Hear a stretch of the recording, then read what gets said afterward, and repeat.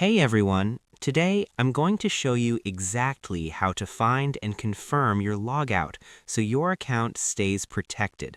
Let's dive in. Step 1. Open the Account menu. Start by opening up the Trading 212 app on your device.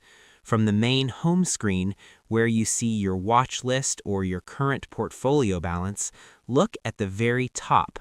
You'll see the three horizontal lines, also known as the hamburger menu icon. Go ahead and tap that. This is your gateway to all your personal account settings and app preferences. Now that the side menu is open, you'll see a list of options like History, Reports, and Settings. Instead of digging through those submenus, look toward the bottom of this list or the very top corner of the menu overlay. You are looking for the Logout icon, which usually looks like a small door with an arrow pointing out.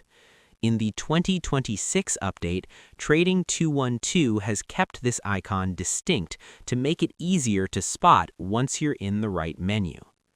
Step 3. Confirm the action. Once you tap that icon, a security pop-up will appear on your screen. Trading 212 does this to make sure you didn't hit the button by accident, as you'll need to re-enter your password or use your biometrics to get back in. Review the prompt that says, "Are you sure you want to log out?"